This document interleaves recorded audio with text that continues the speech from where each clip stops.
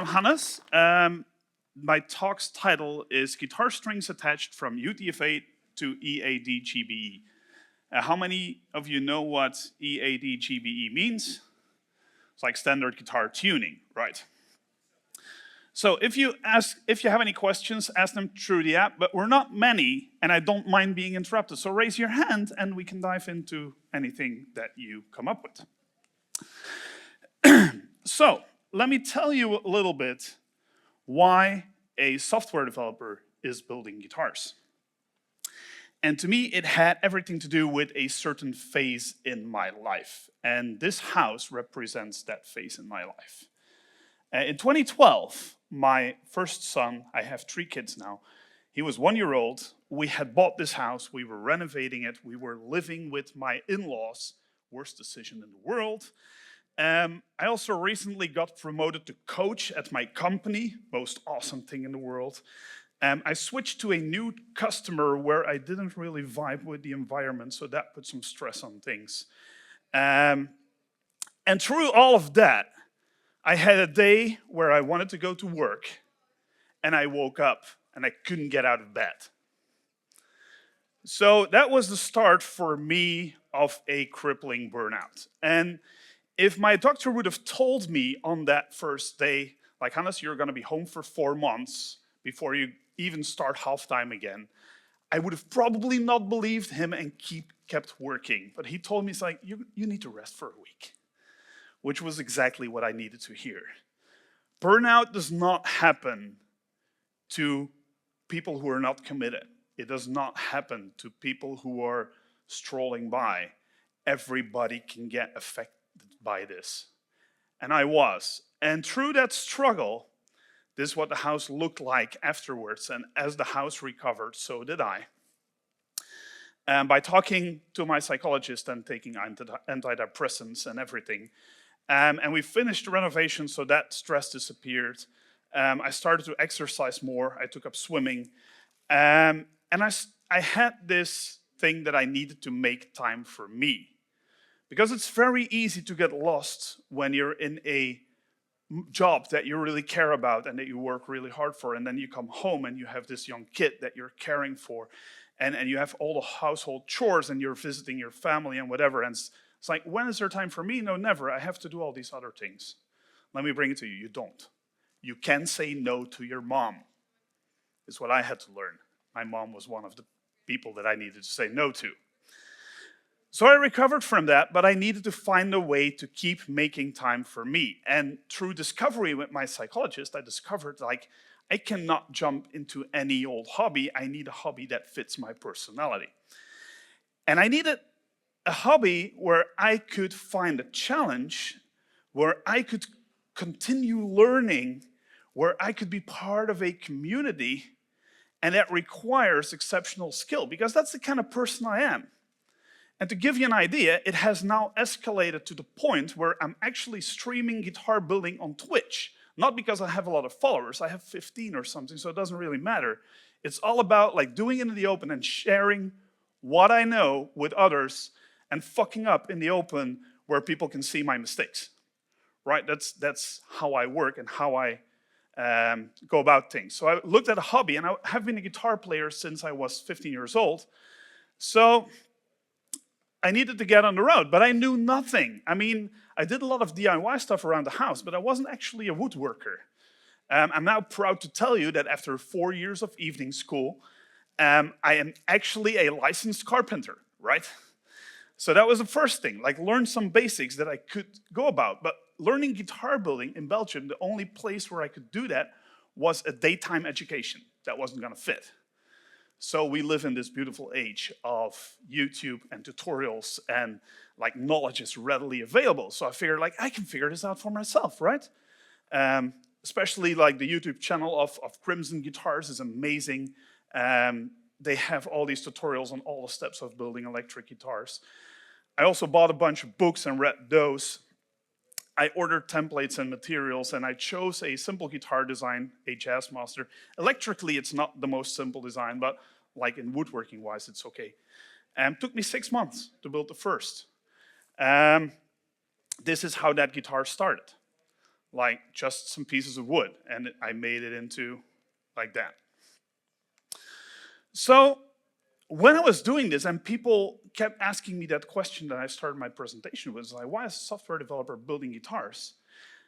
To me, it didn't come off as weird, because if you're all in the software field, you may know from your colleagues that crafty hobbies are really ubiquitous in our industry. And home improvement jobs and taking those on by yourself is also something that's really happening a lot amongst my colleagues. And it is because there are a couple of things that are very similar between software development and all of those crafty hobbies. And the first thing is knowledge. We do care about knowledge as software developments. We have to learn about frameworks and libraries and architecture and cloud and clean code and solid and DDD and all those things, right? Before you can properly do your job as a software developer. Now in woodworking, that is exactly the same. We have to learn about species of wood, about what tools there are and how they are being used, what types of glue you can use for what kind of thing, what kind of finishes there are. You have to learn a lot of things. In software development, there's also a whole bunch of techniques that we're applying to be productive. Having good habits with TDD, for instance, as was mentioned in Adele's talk just over there, having good techniques with TDD is actually something that helps you be productive as a developer. Pair programming as well, take it into refactoring practices. All those skills are things that are going to help you apply the knowledge that you have into software projects and make them successful. Now, in woodworking, there are techniques as well. Things like joinery, making templates, finishing the materials with oils and stains and varnishes and all that sort of stuff. What kind of hardware you can put on cabinet doors or all that sort of stuff. You have to learn about all of that and how to apply it properly. Now, you know what the cool thing is about that image? It's an overlap between the software world and the woodworking world. These are all joints that have been generated by an AI model to be taking off the strain in certain situations. So I thought that was really cool. Nobody came up with these out of their head, but they have been CNC machined, and you can actually, they actually all work. And then we practice, and we practice a lot. As software developers, we practice on our day job, because who has done stuff on their project that they had never done before? We all have, right? Yeah. But we also practice in pet projects, and we do workshops and hackathons and coding katas and all those things. It's like we practice our craft. Because when we learn something, we want to apply it, and we want to learn how to apply it properly. Being able to do that makes you a better programmer over the years. If you've been developing over 15 years, applying things properly will come a little bit more naturally than in the beginning of a career. And I do the same in woodworking. I went to evening school for 4 years. I practiced a lot of things on cheap wood, and I still do. On stream last week, I wanted to do something that I had never tried before, but I had to do it on a 70 euro piece of wood. And if I would have fucked it up, it would have basically meant that I had to redo about 15 hours of work. So let's try it on a test piece a couple of times before we do it on the real piece of wood. So yeah, that is how I got into woodworking. And because you practice, your first couple of joints look like this. And you can also, if you look at Japanese joinery porn on the internet, you will see images like that one. And it doesn't make sense. It looks like those two pieces of wood can never slide into each other to make that pattern, right? Of course they can. Somebody did that. It works. So some people cut these kind of things by hand. I'm not able to do that, but I can do other things. Now, one of the things that I had to also learn how to sharpen, not just my skills, it's also my tools. Mistakes happen when your tools are dull. Sharper tools makes it so that you can work with wood a lot easier. And any woodworker will tell you that they spend quite a bit of time on sharpening their chisels and their plane blades and so on. And of course, there are services that can do that for you, but I spend so much time sharpening these things that bringing them away every time would be counterproductive. And because you have to apply less force, a sharper tool is actually a lot safer. You're much less likely to slip and to cut yourself. So I use the scary sharp system for that. It's the cheapest way that you can actually get your tools really, really, really sharp. And we use these micro sandpapers where the smallest one has a grain size of only 1 micron, which is 1,000th of a millimeter. But this system uses float glass, and the cool thing about float glass is they float glass on a bath of mercury to make sure that it's as flat as it can be. And it's not really flat. It is as flat as the curvature of the earth, right? Which is, for woodworking's sake, more than flat enough, right? And as developers, we have a whole bunch of tools that we apply, right? And your main tool is your laptop, and you probably have, like, who here has either a MacBook or a Dell XPS? Yeah, it's like 80% of the room. And then you have your desk set up with your screen and your mechanical keyboard, your IDE. You need licenses for the products that you're going to use, like all of that. There's a solution to everything, and a lot of the solutions you can buy. Who here was told by their boss that they had to make do with what they had and they could not buy another license for something else? We've all been through that as well. Now, in woodworking, that is especially true, because there's a German company called Festool, and they don't actually say this, but they prove it to you. It's like, you cannot have all the tools for every specific job, because they make all the tools for all the specific jobs. And Festool is what happens if you tell German engineers that they can engineer power tools without the limitation of cost. You're going to focus on ergonomics, on repairability, on serviceability, on durability, all those things. Yes, cost, not an option. You want to buy a cheap Makita router? And Makita is not really like low-scale stuff, but it's like you can buy a €150 Makita router or a €700 Festool router, right? That's the kind of stuff that they make. It's fantastic. I have like 7 of their tools, but that's it. You cannot afford to buy all of them, but they have them. And they have auxiliary pieces like this one to make joinery with a router. It works really well. So what the clue is in woodworking, and it's the same clue that we see in our day jobs as software developers, is sometimes you have to make do with the stuff that you have at hand, right? You're faced with a certain situation, you have certain tools, and you're gonna have to make it work. Because there's more than one way to get something done. And if purchasing is taking too long to acquire the license that you need to solve it, maybe you can write something yourself, a rudimentary version or whatever. So that's the reality of tools in woodworking. It's kind of also the reality in our software projects, because like the spending is not unlimited. So let's dive into some technical stuff about what is going into building actual electric guitars. Now, let's start with this. A string vibrates at open pitch at a certain frequency, right? If you have the A, like the normal A4, as they call it, it's 440 hertz. It's determined by a couple of things. It is the length of the string, the thickness of the string, and the amount of tension that we put on it. Thicker strings, lower note; thinner strings, higher note. More tension, higher note; lower tension, lower note, right? Shorter string, higher note; longer string, lower note. Very simple. Now, to make sure that that works, when we play on all these factors and we play on all of these in a guitar, we alter the tension when we tune the guitar.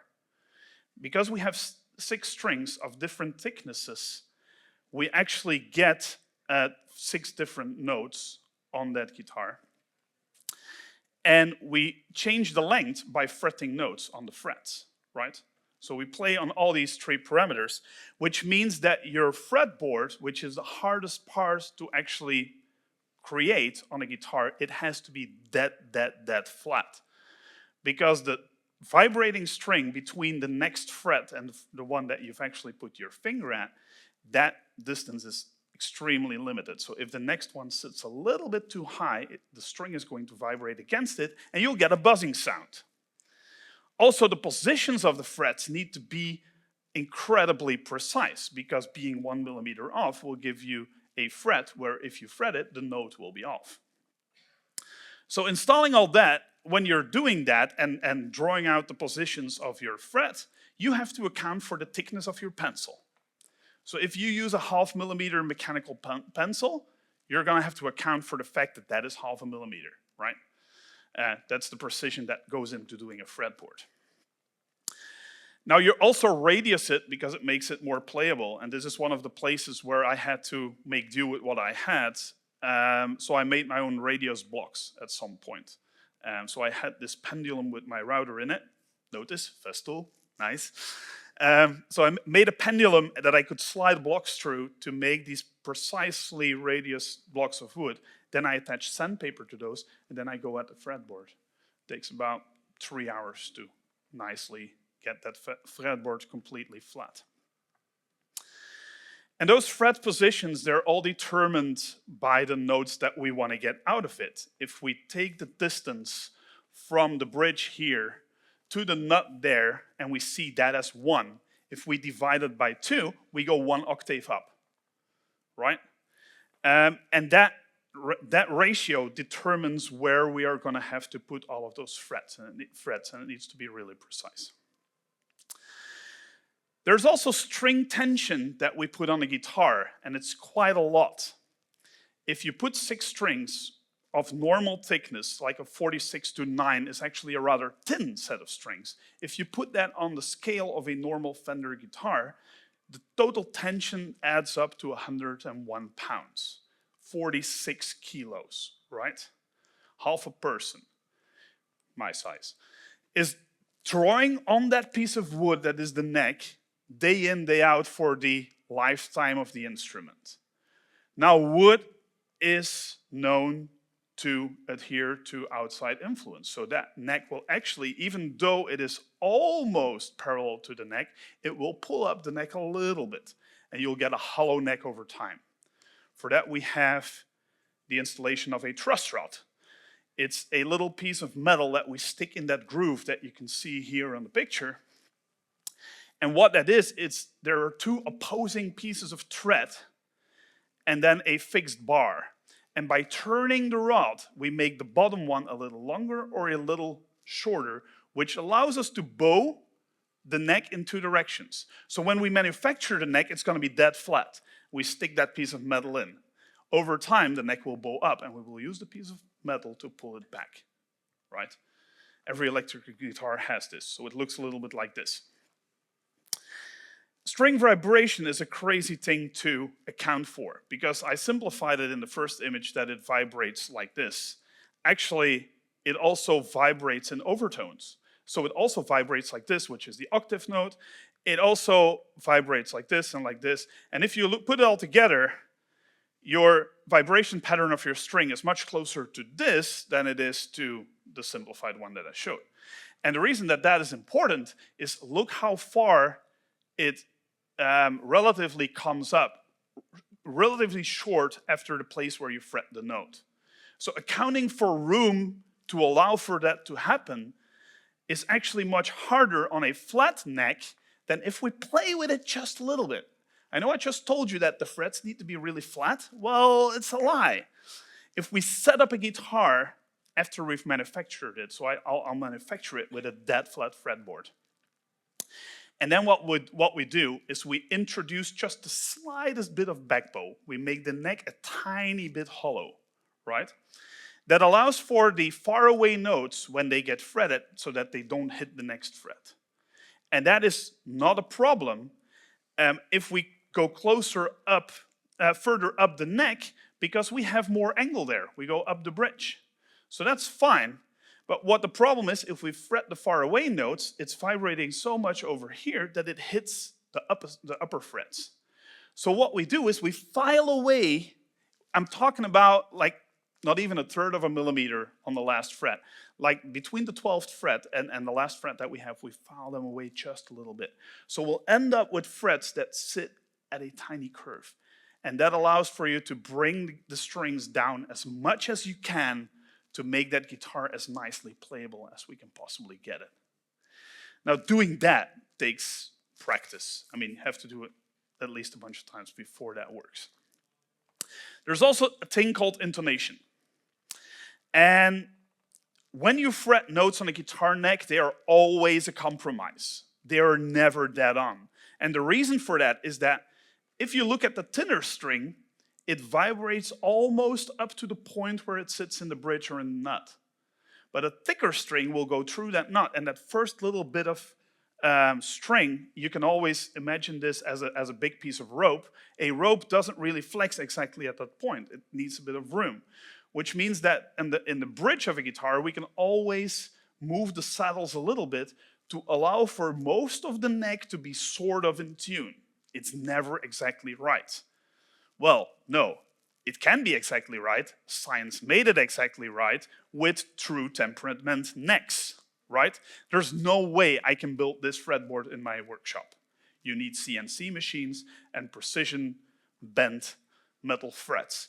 This is a neck where every fretted position is in tune, given that you apply the right amount of pressure with your finger, because applying more pressure also takes the note off. So this is really cool and really progressive. It's also a hell for your maintenance tech, and it's more of a gimmick because you're never gonna get as close to that as you really can. And then there's so much fun, and this is like the part of it where us software people think like, okay, we're getting into electronics, and electronics are actually not that complicated. What it is a coil of copper wire with some magnets sitting inside of it. And some people think that the string vibrating causes the magnet to vibrate. It doesn't. The magnet does not vibrate. But the string moving above it, which is a metal string, it's magnetic, it will cause a disturbance in the magnetic field of the magnet, which makes sure that we get this small alternating current in the copper coil. And that is the very, very, very weak signal that we can amplify through our guitar amp to get a signal. There's also a huge problem with a pickup that is constructed like this. It is the fact that it will pick up on any hum and magnetic interference in the area. Well, Gibson was really smart, and they came up with this. If we put two next to each other and we put the coils in opposite directions, it cancels out the hum completely, and we connect then the two leads together and we get a pickup that is actually not causing any hum, which is why they're called humbuckers. But they have a different sound to them, so it's all decisions, right? And wiring is like the only place where I'll actually try to make a difference in a way that I also do as a programmer, is by reasoning about stuff. Because you can use coils separately and wire them together in different ways and putting them out of phase with each other. That will all produce different sounds. So that's really fun to reason about, because with just on the conference guitar that I'll be playing tomorrow, I just have two pickups, but I have 7 different sounds that I can get out of it by rewiring stuff in different ways. So that's what the back of the pickguard on the first guitar that I made looked like.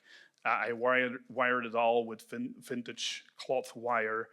All of these wires, they make sure that all the switching bits on the Jazzmaster work. And a Jazzmaster is a guitar that has a quite complex wiring scheme to it. So much fun to do. And we live in a world of myths. In software development, we have so many myths, right? Microservices are going to solve all your problems. You should be using Kubernetes. Like those kind of myths. Well, in the guitar world, there's plenty as well. The first is tone wood. Now, if you're building acoustic guitars, that is something completely different. On an acoustic guitar, the wood is going to have an instrumental effect on the sound, right? I can make dad jokes, I have 3 kids. On an electric guitar, well, a lot of people do claim that it has a huge effect. Well, during the pandemic, there was this guy. Any guitarist seen those videos? So he starts with what is a perfectly fine precision-built Telecaster, and he starts replacing all the parts.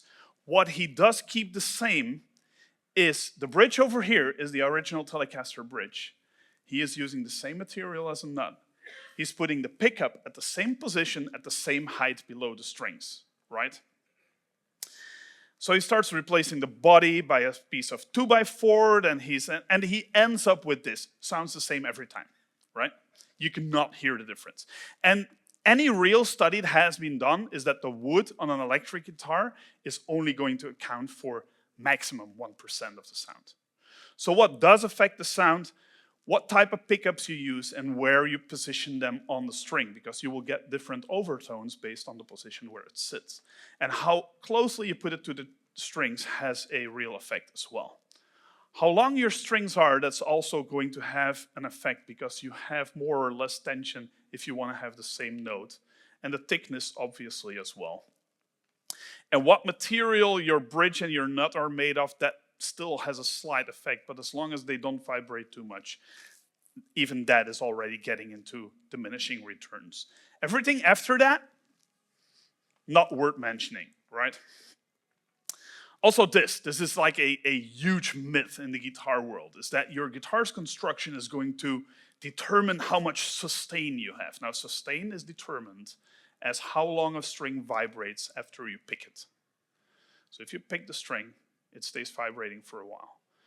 And how long that vibrates, that is actually the sustain. And some people believe that it is affected by the guitar's construction. So if we bolt the two things together, the body and the neck, with 4 screws, some people believe that has less sustain. When you glue it in with a set neck, or you have the piece of wood of the neck run entirely through the body on a neck-through body construction, all of those things only affect your sustain if it's badly done.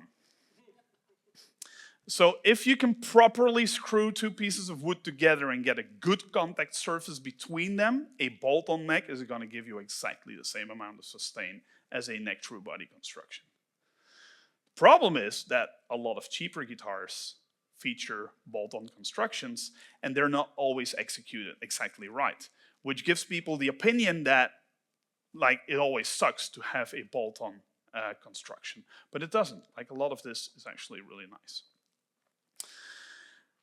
Older guitars sound better.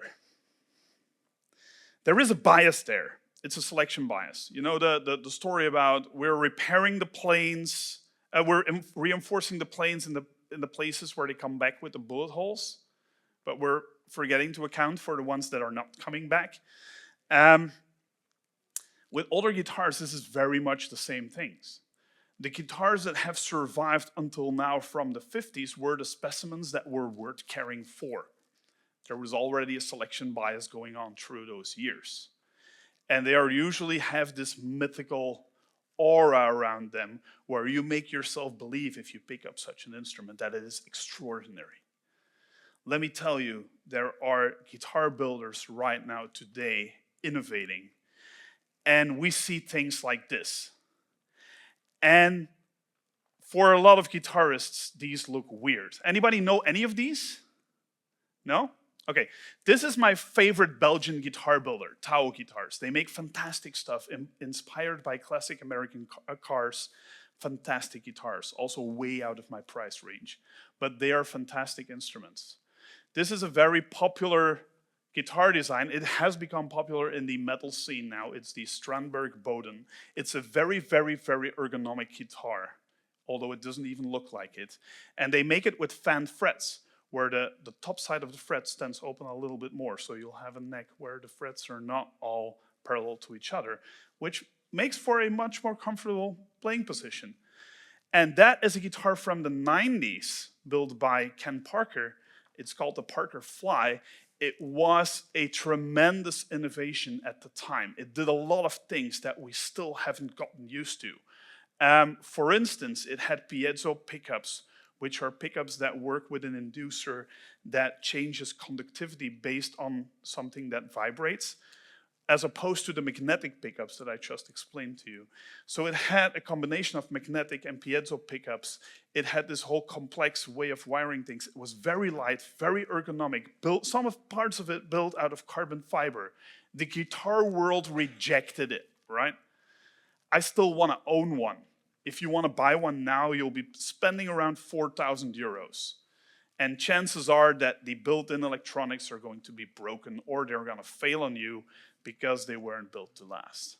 But that was pure innovation. And we see this happen in our lives so often, also as developers. We are taught things in school, and we keep applying them, and we do not accept better ways of doing it. We had a workshop yesterday about clean architecture, and it's something that I see junior devs struggle with. It's like you got to put your domain in the center of your architecture instead of your database. But how do we store data then? And you just invert the dependency. We fight things that we believe are worse. Whereas if we would take a step back and look at the merits, there is some really nice stuff going on. And especially in the guitar world, you see things that go as crazy as this. This is a German guitar builder called Teufel Guitars. This is not recent. This is late 90s, right? This was something I was lusting over as a teenager in a guitar magazine. It's called the Birdfish guitar. They make all these outlandish guitars, also very expensive, very good. The neck is made out of aluminum and not wood, and still it sounds amazing. So we fight innovation, and on some pieces of innovation we jump way too quickly. In the guitar world, I guess that's pedals. It's like jumping on the whole pedal scene. Any guitarists in the room? Yeah? How many pedals do you have? Just one? You all digital? Yeah. Okay, what do you have? What do you have? No, the pedal. Oh, just a distortion pedal. Okay. But, I mean, I have this all analog pedal board at home. I don't think my wife knows how expensive it was. But for the things that I do abroad now, I have a small digital pedal that gives me actually all the songs that I need. So there is nice innovation that people are getting on board. And I hear more and more guitar people adopting the digital revolution, which makes it kind of like a software thing again. So some things we fight and some things we adopt. And it's the same in the software world. Like everybody wants to do Kubernetes. I don't know why, but there is one thing that is fundamentally different between our two worlds. And it is the irreversibility. I had to look up if that was an actual word, because English is not my mother tongue. Some mistakes cannot be undone. And I forgot the guitar in the speaker room, but I'll go fetch it after the talk and we can look at. If you want to go and get it, that would be amazing. It's standing in the corner next to the screen, right? Thank you, Danny.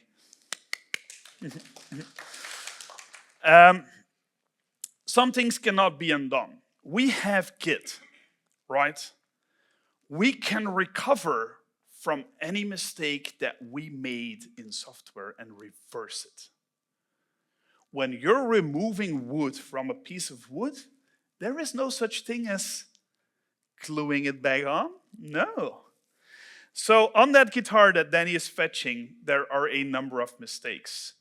And let me look how we are on time, because I would love for him to also see this. We have 15 minutes, right? Okay, we're gonna wait for 3 minutes for Danny to get back. But we are accustomed to having this, and that is one of the things that I had to learn as a woodworker, is when you make a cut, there is no going back. There is this old joke, this old carpenter joke. I cut this piece of wood 3 times and it's still too short, right? and that happens. And there's another rule, it's like measure twice, cut once, right? You want to validate that you're cutting it at the right dimension. Oh, there he is. So I waited for you so you could see the parts that I'm going to talk about on this. So Danny, just to fill you in with the rest while I open the case, I explained to all these others that as software developers, we are used to the fact that we can undo things and we can go back on our steps with things like Git. So in woodworking, not so much. So the reason I built this is I needed something really small and light to travel with, because I do play guitar at conferences, and I'll get back to that in a minute. So this is something I built, and it looks awesome now. Yes, that's a Visual Studio logo. For your Java devs in the room, that is like Microsoft IntelliJ. Yes, it has a Visual Studio logo, because I do only play this guitar at software conferences, and it gets all the guitar nerds to talk to me, which is my ultimate goal. So there's mistakes on this guitar. I was routing out the neck pocket, and the template that I had glued to the body had slipped. So here, there is a small piece of wood that I had taken out, and it had to be in there, and that is swamp ash, which is kind of pricey. So I figured I'm gonna take a small piece and try and grain match it as well as I can, and then file it to match. But you still see it, but it's literally almost hidden, right?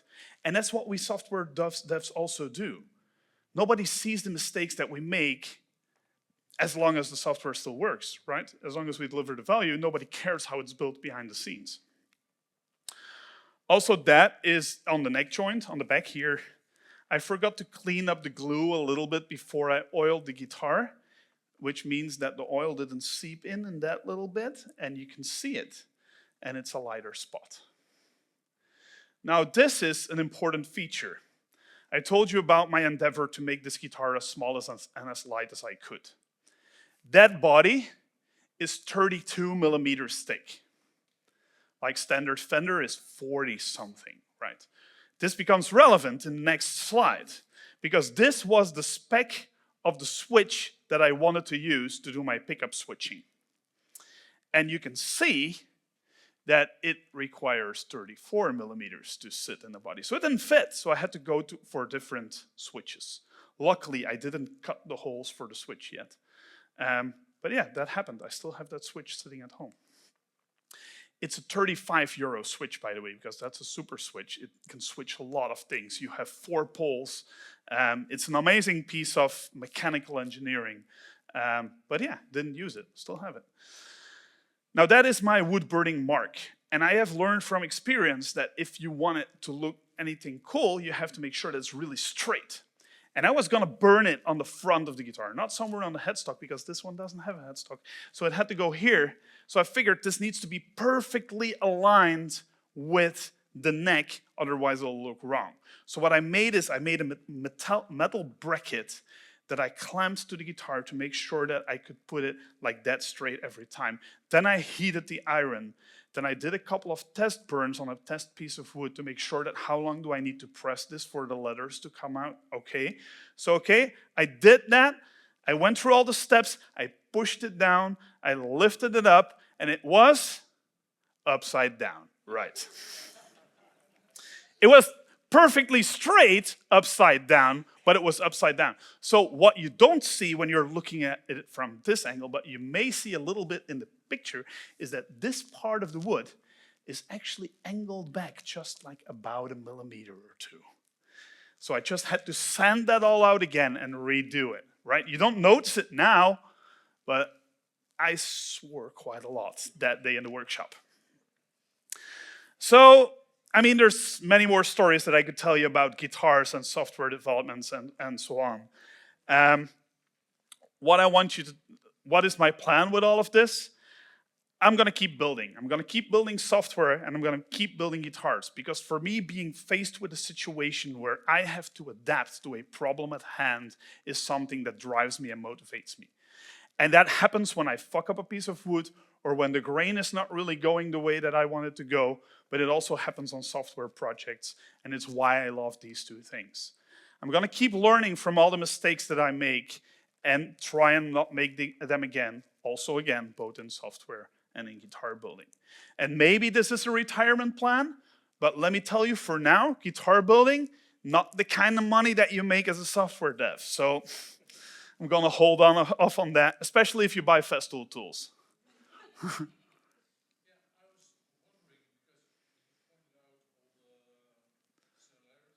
Mm-hmm.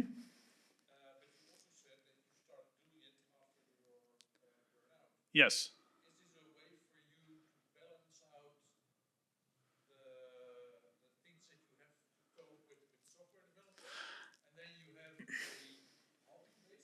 My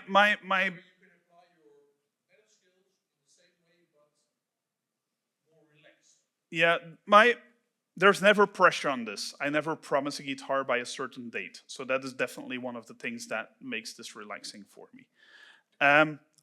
My burnout was not rooted in my job 100%. There were a lot of things going on in my life, and it was not just my job.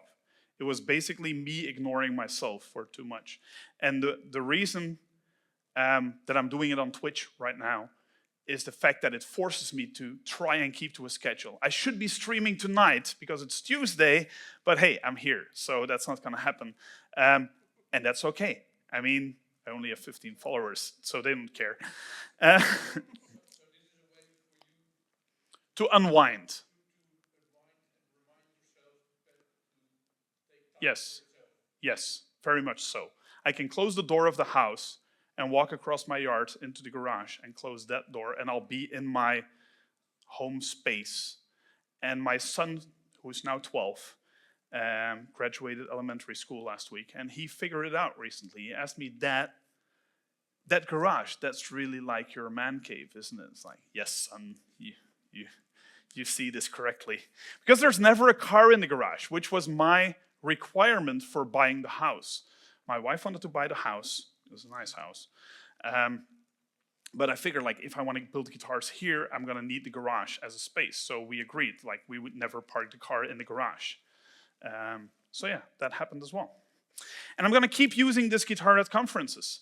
Maybe this is going to be a retirement plan. If I made enough money in software and I retire, I'll definitely keep doing this and sell a guitar from time to time. But I want this to be on my pace. So I build guitars at the pace that I decide. I don't promise them by a date, but they can keep updated what I'm building for them on Twitch because they can just watch it. So pretty cool. Also, that fits into, oh, and now we should have sound, but we don't. And that is probably my own fault. So this is us with our band, and we will be playing here tomorrow evening, right after the conference. We take all of these songs that you know and we ruin them by making cover versions of them.